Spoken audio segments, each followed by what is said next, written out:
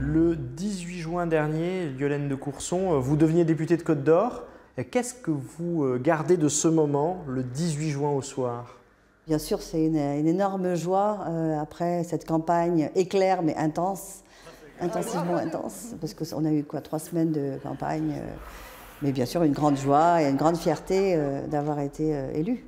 Une nouvelle assemblée s'est constituée avec des gens comme vous qui n'étaient pas issus du sérail politique. C'était quoi l'ambiance au premier jour de la nouvelle assemblée?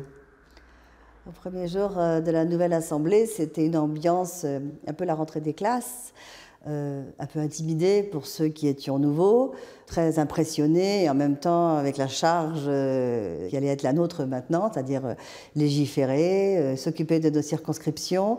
Tout à coup, on s'est dit, ça y est, ça commence.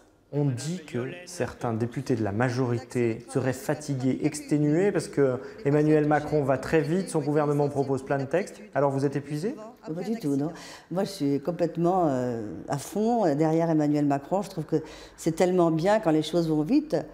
Je pense que nos concitoyens, ils aiment mieux quand les choses vont vite que si ça traîne. Qu'est-ce que vous gardez de ces 7 mois à l'Assemblée nationale? Est-ce qu'il y a un dossier, un moment qui vous a particulièrement marqué? J'ai commencé à aider tout de suite ma circonscription avec le dossier zone de revitalisation rurale que nous avons réussi à conserver pour Montbard, avec des contrats aidés que nous avons réussi donc à sauvegarder pour certaines petites communes.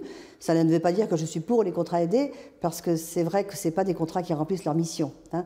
Mais en tout cas, dans certains cas, dans certaines petites communes, ce sont en tout cas des emplois qui étaient adaptés à ce moment-là. Nous avons mis en place ce que l'on appelle la maison de l'audace ici. On avait besoin de ressourcer ces territoires.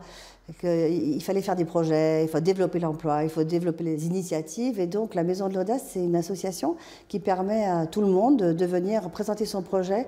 Et comme on est un peu consultant, nous, eh ben on aide les gens à les développer, on leur fait la liste des subventions, on trouve des financements. Et donc ça veut dire que votre ancien métier de consultante vous sert aujourd'hui dans votre nouvelle vie de députée? Exactement.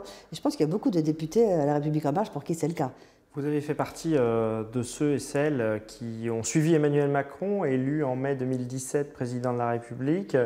Aujourd'hui, avec le recul, vous ne regrettez pas d'avoir changé de vie pour lui, si j'ose dire? Oui, ça, vraiment, j'ai changé de vie.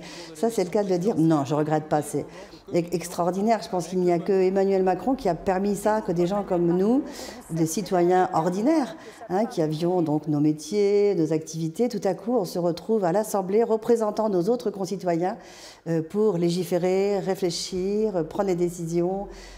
C'est extraordinaire. Je pense que c'est quelque chose d'extraordinaire.